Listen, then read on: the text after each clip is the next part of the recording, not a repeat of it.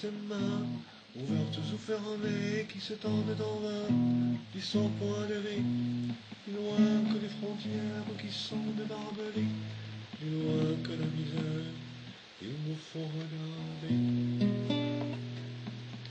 Il nous faut regarder ce qu'il y a de beau, le ciel gris ou l'été, les filles au bord de l'eau. Amicos c'est fidèle, le soleil de demain, le vent le hirondelle, le bateau qui revient. Amicos c'est fidèle, le soleil de demain, le vent le hirondelle, le bateau qui revient. Par-delà le concert, des sanglots et des pleurs, et des cris de colère, des hommes qui ont peur. Par-delà le vacarme, des rues des chantiers, des sirènes d'alarme, Gironde de Chartier, plus loin, fort que les enfants qui racontent de guerre, et plus fort que les grands qui nous les ont fait faire. Il nous faut écouter les oiseaux au fond des bois, les murmures d'été, le sang qui monte en soi, les berceuses des mers, les prières des enfants, le bruit de la terre qui s'endort doucement, les berceuses des mers, prières des enfants, le bruit de la terre qui s'endort doucement. Le rapport à l'individu, le rapport à l'écriture, individu-écriture est un rapport assez extraordinaire. Je pense que tous ceux qui ont écrit ont été très souvent dans leur enfance mal entendus, mal écoutés, mal compris. Donc très certainement il y avait ce côté donc, intime où ils se réfugiaient. Et celui qui écrit, c'est celui qui lit aussi. Donc celui qui lit, c'est un rapport extraordinaire. On entend avant de parler. On lit avant d'écrire, ce qui est tout à fait logique. Donc ces lectures répétitives, pour moi, c'était salvateur. Quand j'étais petit, je me réfugiais beaucoup dans le livre. Qu'est-ce que vous lisiez?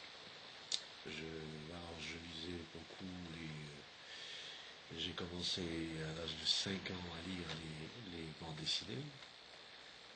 J'allais les louer, les histoires aussi, donc la bibliothèque verte.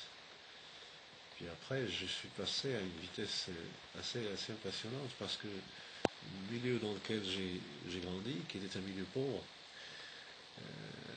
mais en même temps qui se maintenait dans une espèce de régularité presque bourgeoise, donc entre les contraintes, étudier c'était une question d'honneur chez nous.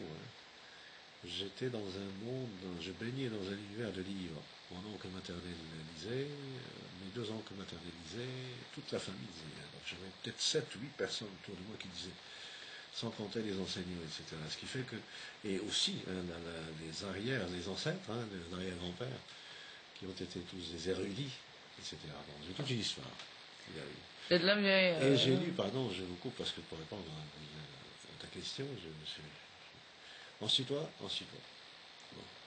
Alors donc, la lecture je suis passé à la vitesse supérieure. C'est-à-dire, j'ai lu des livres que je ne devais pas lire, et pas à mon âge, et pas en tout cas, pas en tant que musulman, et pas en tant que... Mais bon, mais c'était la curiosité. De toute façon, en notre honneur, je pense que c'est en honneur de l'individu, je me jette des fleurs. Même si on appartient à une culture ou à une religion, etc., il est toujours bon d'aller chercher à comprendre notre culture. C'est notre... Mais là, c'est toi qui en parles. Oui, j'en parle parce que c'est comme ça. Je ne sais pas questionner là-dessus. Et donc, j'ai lu donc, la vitesse supérieure, parce que c'est très, très, très difficile de dire ce que vous avez lu, ou comment de parler de cette période-là, et du premier rapport avec la lecture. En tout cas, je me souviens de choses qui m'ont marqué, c'est qu'un jour, ça c'est un moment très important dans ma vie, j'ai décidé de prendre un livre, de lire ce que j'avais sous la main, et de m'organiser, de faire une lecture organisée. J'ai pris un petit carnet, de 80 pages, 100, j'en sais, je ne sais plus, qui était volumineux par rapport à l'époque, et qui était vierge, et j'ai commencé à lire des textes et à noter le vocabulaire. Et de moi-même seul, je réutilisais les mots dans des phrases pour me les approprier, pour qu'ils deviennent bien. Et c'est vrai que si on ne fait pas cet exercice, on s'approprie plus la langue. Et j'ai essayé donc d'avoir aussi le mot de la lecture quelque chose d'extraordinaire. Donc, deuxième volet. Mais c'était inné. Hein? C'était inné. Je ne peux pas parler d'inné, je pense. Ou alors ou alors l'être humain, effectivement, a quelque chose d'inné. Non, mais de ton côté, parce que sinon, les gens t'apprennent ça d'habitude, toi tu l'as eu automatiquement. Je ne sais pas si. Oui, à vrai dire, j'y ai jamais pensé, mais en tout cas, moi je suis sûr et certain que lire, c'est quelque chose dans lequel on se réfugie. Et écrire, c'est quelque chose aussi qui nous permet de nous évader. Il y a refuge et évasion, hein, c'est clair. Donc, oui, refuge, on se réfugie dans le livre, dans la lecture, et l'évasion, et aussi l'évasion aussi. Mais écrire, c'est l'évasion. Écrire, c'est l'évasion.